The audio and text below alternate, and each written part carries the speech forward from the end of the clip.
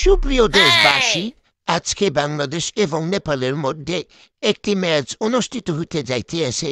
যেই ম্যাচটি জিতলে বাংলাদেশ উঠে যাবে সুপার এইটে এবং সামনের 2026 বিশ্বকাপে বাংলাদেশের সরাসরি খেলা নিশ্চিত হয়ে যাবে। যে ইতিহাসটি সৃষ্টি করতে যাইতেছে আমাদের লর্ড শান্ত। আজকে বাংলাদেশ এবং নেপালের মধ্যে অনুষ্ঠিত হওয়া ম্যাচে নেপাল বাংলাদেশকে জায়গা মতন ভরিয়ে দেবে।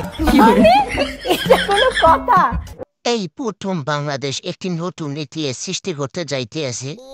যে ইতিহাসটি সৃষ্টি করতে যাইতেছে লর্ড শান্ত। দীর্ঘ 27 বছর ক্যারিয়ারে এই বাংলাদেশ কোনো টি-20-তে কোনো ভালো সাফল্য পায় নাই। আর বাংলাদেশকে তো আমরা দল হিসেবে মনে করি না। এদের সাথে আমরা কি খেলবো?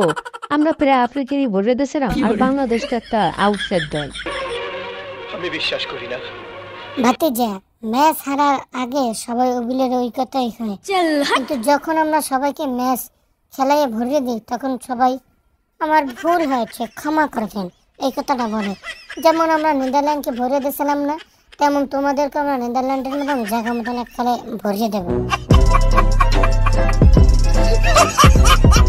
ভাই, আমাদের কারণে এত সোজা সবাইকে একই ভাবেন। যেমন শ্রীলঙ্কার নেদারল্যান্ডে যেভাবে ভরে দিয়েছেন, ভাবছেন আমাদেরকে ওইভাবে ভরে দেবেন। এত সোজা না। ম্যাচের মধ্যে দেখা যায় ভেদে কেটা করতে পারে আর কেটা আকারে ভরে।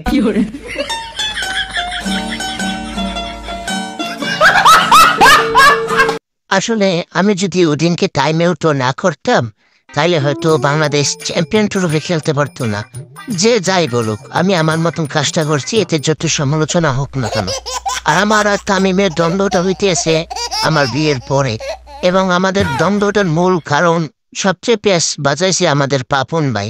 আমার আর তামিমের দ্বন্দ্বটা আদৌ মিটবে কিনা জানি না, তবে শব্দ শুছে এই পাপনের, যার জন্য করিসুরি হে বলো কাশ্বর। আমি চেয়েছিলাম তোকে দ্বন্দ্বরা মেরুক, কিন্তু তুই একটা কত গিয়া আমার তোর মধ্যে দ্বন্দ্বরা বাড়াই দিলি।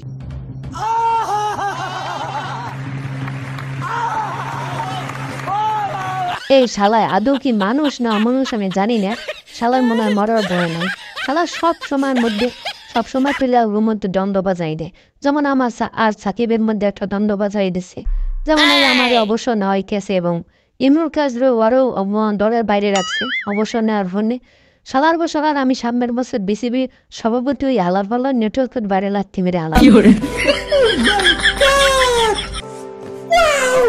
তোদের সমস্যার সমাধান হয়েছে আমার কাছে। আমার সমাধানটা হয়েছে এই যে সাকিবের মাইয়ের তামিমের পোলা দুইটারে বিয়ে করাই দে, তাইলে তোরা বেয়াই হয়ে যাবি।